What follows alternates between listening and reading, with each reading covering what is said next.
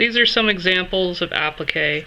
This right here is what you would call a raw edge applique, and it's actually just the fabric. It hasn't been turned under.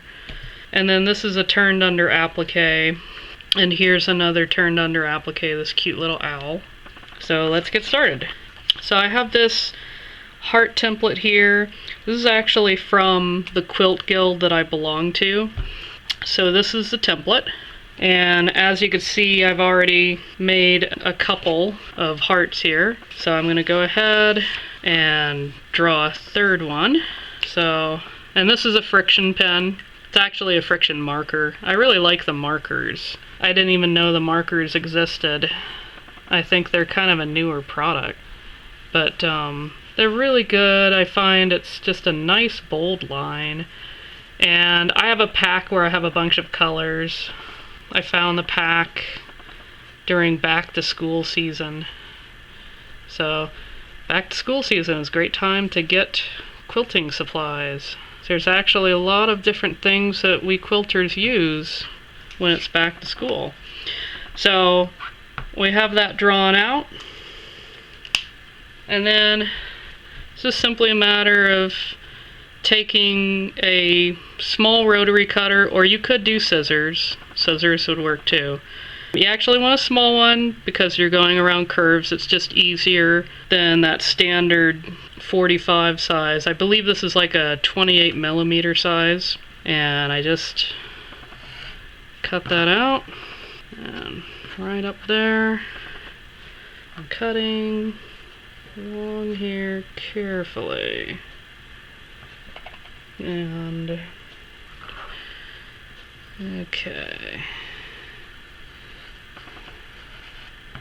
like that. I'll just cut that across because I like to just take this bit here and just kind of do that bit by hand.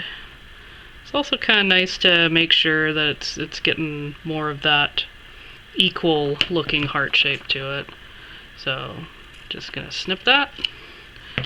There we go. And that right there, that's a heart that I'll be able to use. So I'm gonna put that aside. Now I'm at the next step on the applique heart, and I have some that I already cut out. So what I want to do first with these is I have this, and this is actually a smaller heart that I cut out of a greeting card. At this time of year, you probably have a lot of holiday cards left. And in this case, this was actually a birthday card. So, and what I did is onto the cardstock, I traced out the big heart template. And then I went on there and I just guesstimated. I didn't measure it with a ruler or anything. I guesstimated what would be roughly about 1/4 of an inch on the inside. I cut that, and that got my little template there. And so the next step I would do is I would put that up to there, and I would go ahead and trace that with a friction pen or a friction marker.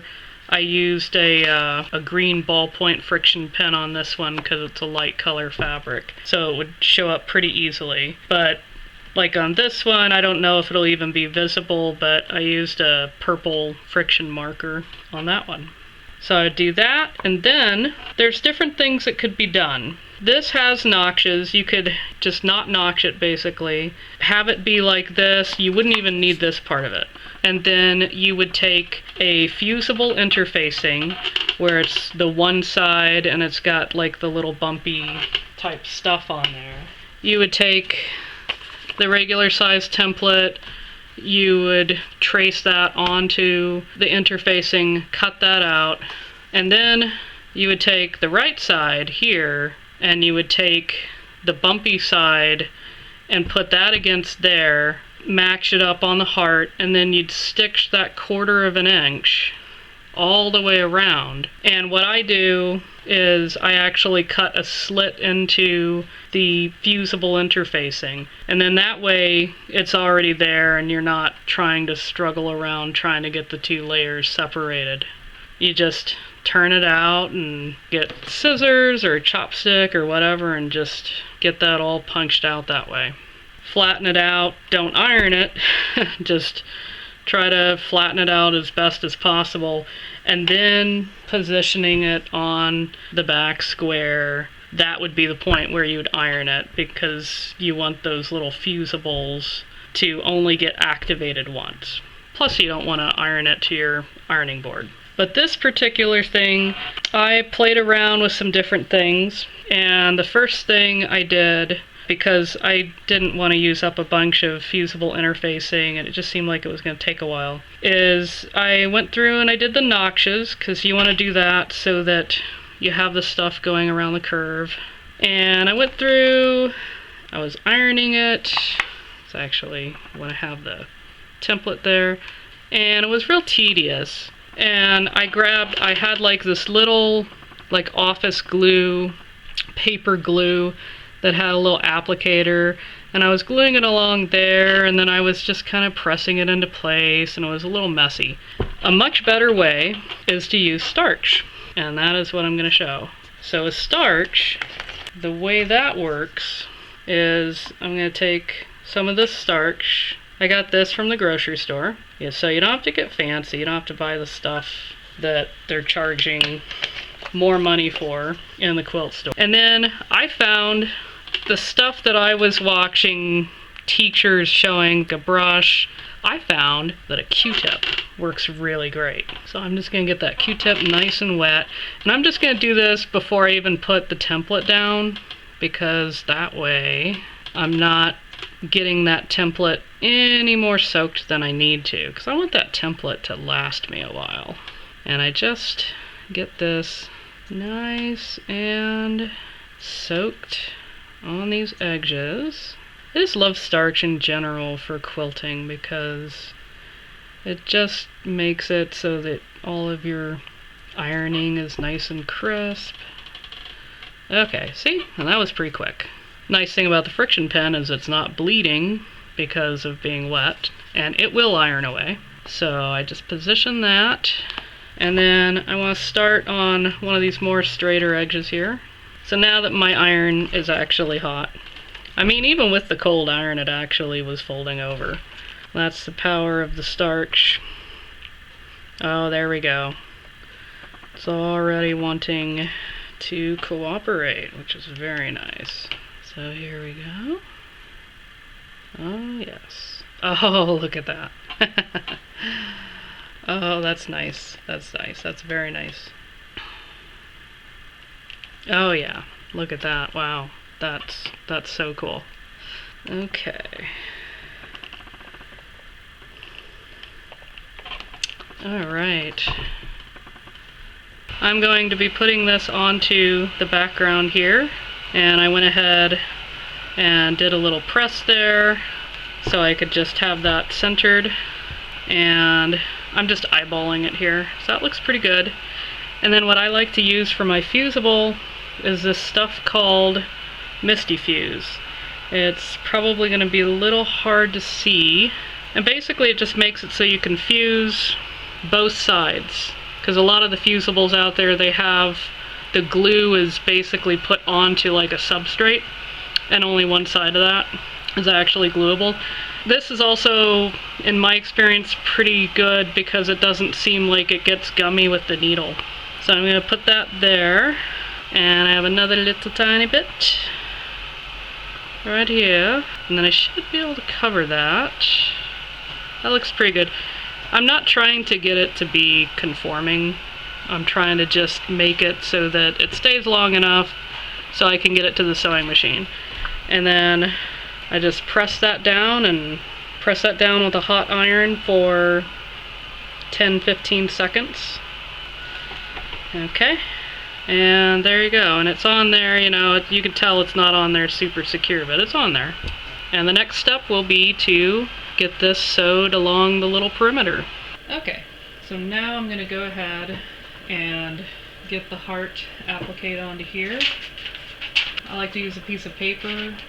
These are actually pages that came out of a book that we were getting rid of at the library that I work at. And it's actually not as thick as the copier paper, so it's pretty good for doing paper piecing and using as kind of the stabilizing backing, because that's what the paper's purpose is. It's a stabilizing type of a thing, so you don't have your fabric puckering up. So I'm going to start this pretty close to the edge down here, and then I'm just going to go back. There we go.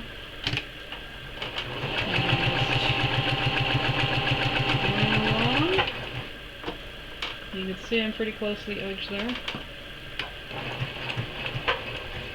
Give little bites around.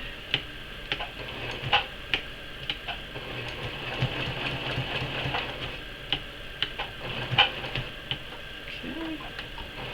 Slightly off the edge there.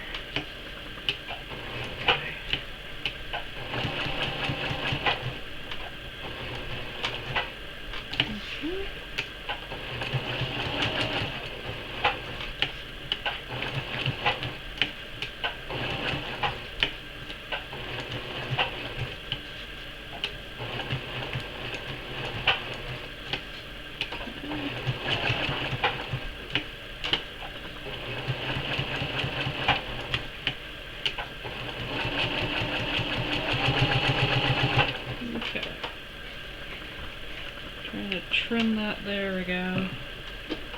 And I'm going to finish it out here. And there we go. I'm just trimming that. That's good. On this side here, I can actually start peeling off the paper, getting it to release.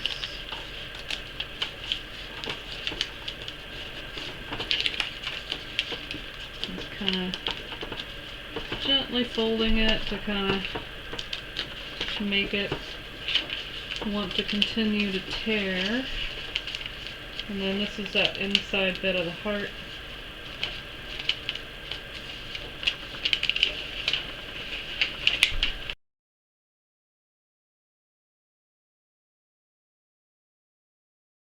And I'm just going to hold that. And I'm going to have to remark some of my circle, or some of my hearts, because I have them under here. Oh, wait. You know, probably want to turn the iron on. Oops.